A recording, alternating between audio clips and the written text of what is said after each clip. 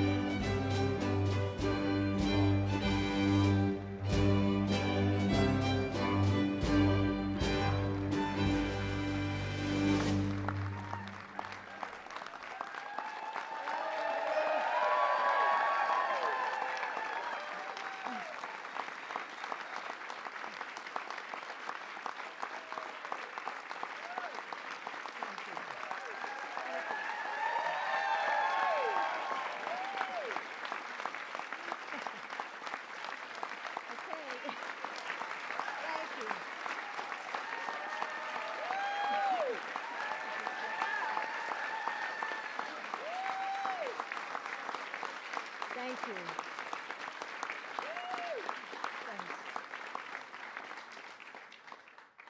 See, Javier, they all showed up for you. Oh, please sit down, please. So who knows the possibility of a dream better than those who traveled miles just to find it? I've seen it over and over again in my community college students, immigrants and refugees, first-generation Americans who take nothing for granted. They show up, they don't complain, and they only ask for one thing in return: the chance to work hard and build a good life for themselves and for their families. That's the promise of America.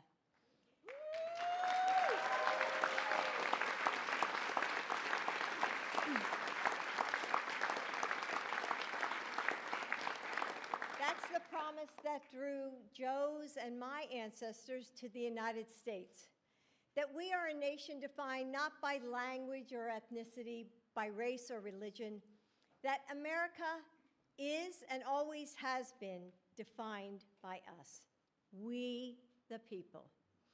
So today I want to tell you an American story. You came to this country over a decade ago to work, to study, to find a future. You made a plan, and then you fell in love. So you built a life, a home, one filled with big smiles on little faces, with laughter and skinned knees, with PTA meetings and soccer practice. You go to the school of your dreams and start a business and tutor kids in math after school. And all you want is to give your child all the possibility of the world. But hanging over you is a shadow, a missing piece of paper, the possibility that your family may not be able to stay together. It's a story that too many families all across the country live every day. Since Joe took office, we've heard from those mothers and daughters, those fathers and sons, about the agony of that shadow. So Joe is doing what he always does, leading the way with compassion and experience. Taking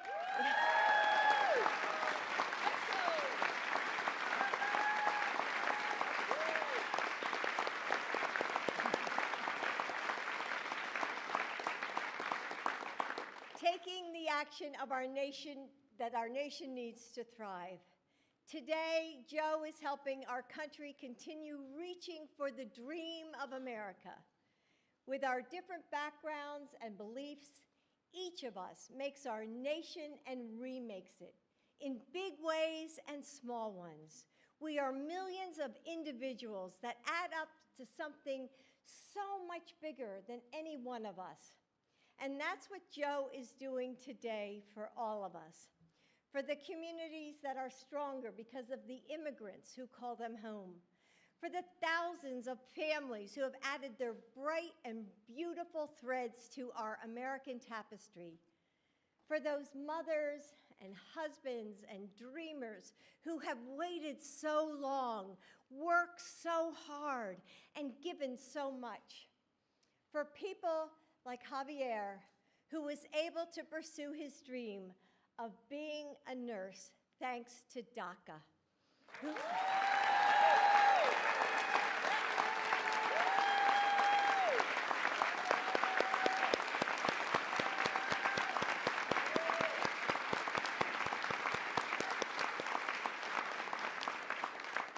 Who saves lives every day, whose family needs him, and who shouldn't have to live in fear. Please help me welcome Javier Quiroz Castro.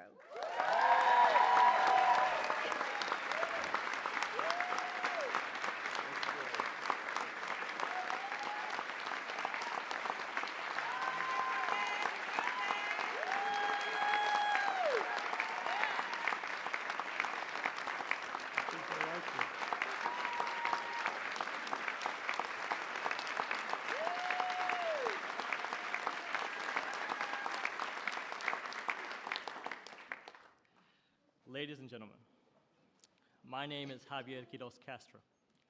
My resilient parents brought me to this country to give me a chance at a better future when I was just 3 years old. I am a dreamer. Growing up undocumented was not easy. Like thousands of other immigrants, my parents endured hard labor in order to provide for the family.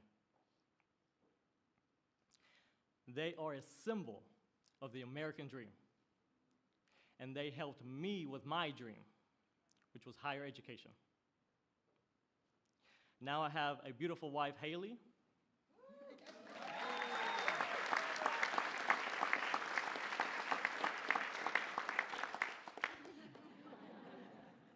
and two magnificent children, all of whom are US citizens and who are counting on me. Thanks to the DACA program, by the way, created by then Vice President Biden, I was able to become a registered nurse. I have a Bachelor of Science in Nursing from Lipscomb University in Nashville, Tennessee. I now have the privilege to work for Houston Methodist, the largest, the #1 hospital system in all of Texas. Being a nurse has allowed me to give back to my community while supporting my family, especially during the pandemic.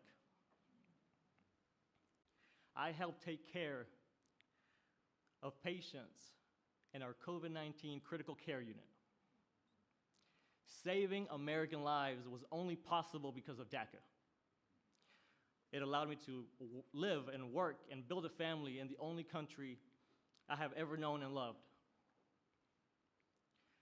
I stand before you today filled with hope and gratitude, because it is a privilege to personally thank President Biden for delivering on his promise to protect American families like mine.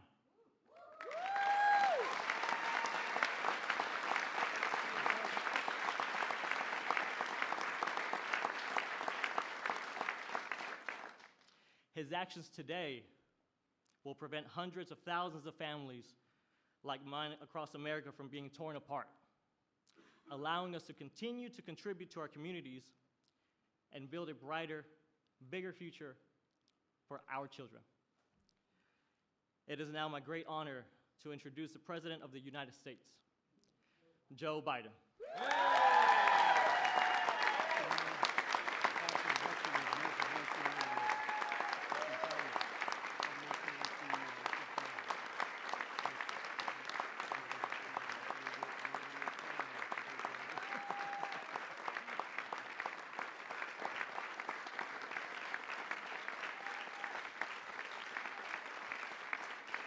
Javier, thank you. Please. Sit down. Today's a good day.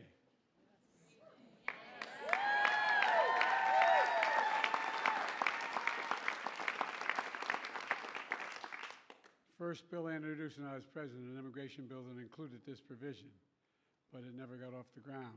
It needed a little more help. But now, today, a significant portion of it's being passed, or being by executive order. Javier, thank you for the introduction and for sharing your family story. You know, I've often said, doctors, we've been a significant consumer of health care in my family. Spent a lot of time in hospitals for our family. anyway. And I always said that doctors let you live, nurses make you want to live. Not a joke.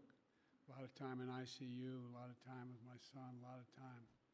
And, you know, if there's any angels in heaven, they're all nurses, men and women, not a joke. So thank you for what you did help us get through the pandemic, pal, and for all you're doing for our country.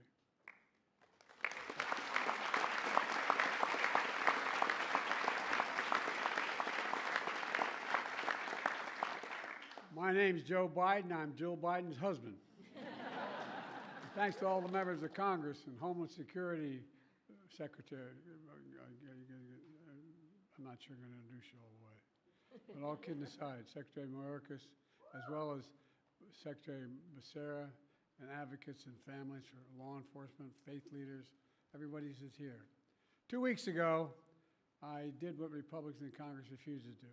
I took action to secure our border. That included restricting unlawful crossings at our southern border, making decisions on asylum more quickly, and so much more. And so far, it's working. Since we implemented my order, encounters have dropped 25% at the border, and we're seeing the lowest number we've seen in a long time. But folks, it took this step after the bipartisan agreement one of the most conservative Republican senators had helped work through in over a 4 or 5 week period, the strongest bipartisan security agreement that's ever been seen. But we were about to move forward when Republicans walked away from the deal for the most pathetic and petty of reasons. Donald Trump got on the phone literally and started, and the press can confirm this, and calling senators saying, don't go ahead and do this. Don't support this legislation that had bipartisan support. And when you ask why, he said it would hurt him politically and help me instead. So much for Republicans caring about the border. I also know many people in this room also had concerns about the steps I'd taken. I heard and respected from many of you and many people behind me of the concerns you felt as President I had to take these actions. Every nation must secure its borders, just that simple. And if Trump and the Republicans wouldn't do it, working with me, then I would do it on my own, and I did. At the time I took these steps to secure the border, I also said that I would move to fix problems that made our immigration system unfair, unjust, and provisions that simply made it no sense at all. Specifically, steps that will be good for dreamers, married couples, and for Americans. That's why we're here today. A few days ago, we marked the 12th anniversary of taking care of dreamers that President Obama and I put in place. There are a few of these immigration areas that have had most positive impact and gotten more support from the American people across the board. These young people known as dreamers, Hispanics, South Asians, and more, who came to America as children, only know America as their home, have been able to live and learn out of the shadows. So many of them have graduated from high school and college and are starting families on their own, building successful careers, serving our nation in uniform, and so much more. We're a much better and stronger nation because of dreamers like Javier, who just introduced me. So today I'm announcing new measures to clarify and speed up work visas to help people, including dreamers, who have graduated from U.S. colleges and universities, landed jobs in high-demand, high-skilled professions that we need to have grow to see our economy grow. It's the right thing to do.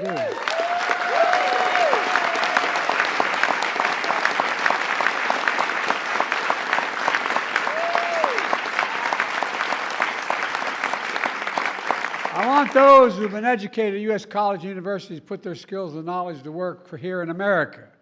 I want to keep building the strongest economy in the world with the best workforce in the world. We've already created 15 million new jobs, a record. We're seeing record economic growth, a record of small business growth. And I doubt why the action we're taking today matters. If you wonder about that, just ask business leaders, ask labor leaders, ask economists, ask elected officials.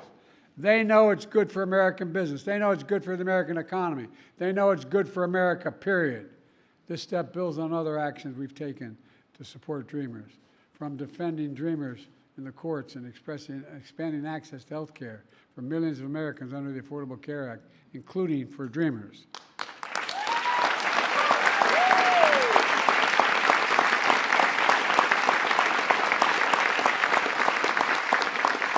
The second action I'm announcing today was about keeping families together. My dad used to have an expression. He said, Joey, family's about the beginning, middle, and the end.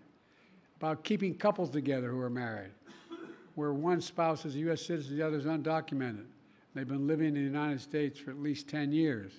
These couples have been raising families, sending their kids to church and school, paying taxes, contributing to our country for 10 years or more. Matter of fact, the average time they've spent here is 23 years, the people we're affecting today. But living in the United States all this time with this fear and uncertainty. We can fix that, and that's what I'm going to do today. Fix it.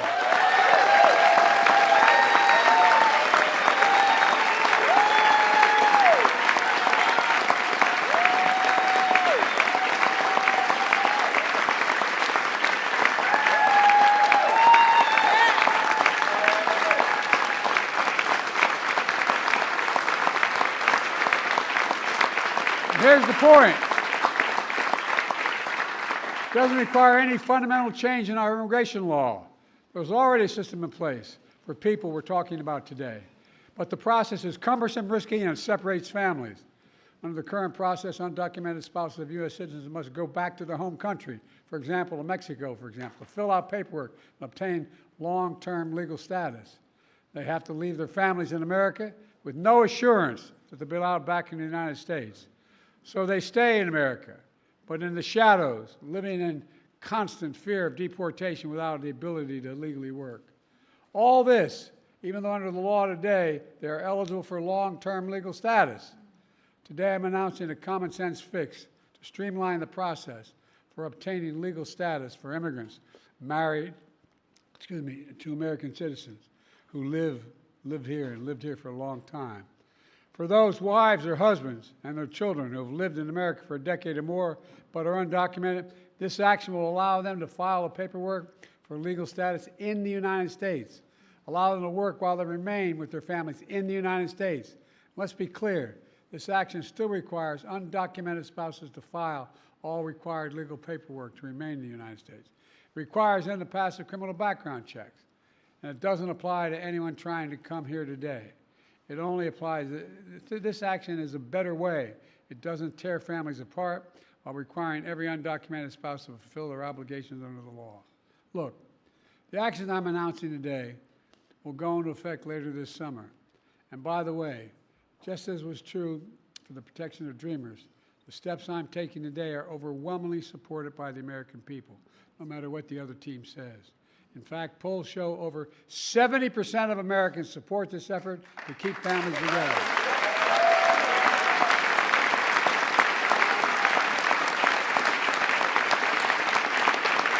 It's important.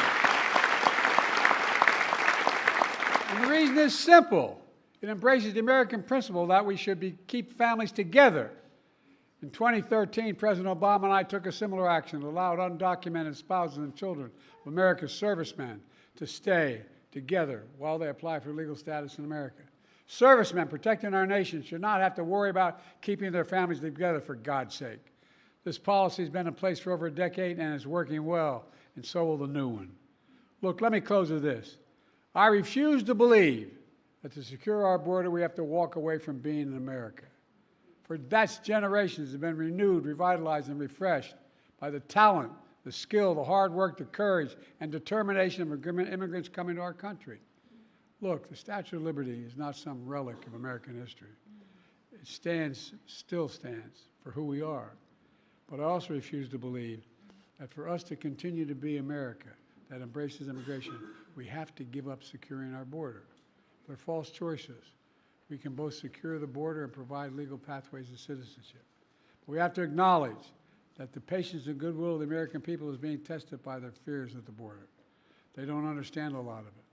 These are the fears my predecessor is trying to play on when he says immigrants, and his words are poison the blood of the country. When he calls immigrants, in his words, animals. When he was president, he separated families and children at the border. And now he's proposing to rip spouses and children from their families and homes and communities and place them in detention camps. He's actually saying these things. It's hard to believe it's being said, but he's actually saying these things out loud, and it's outrageous. Folks, I'm not interested in playing politics with the border or immigration. I'm interested in fixing it. I said it before.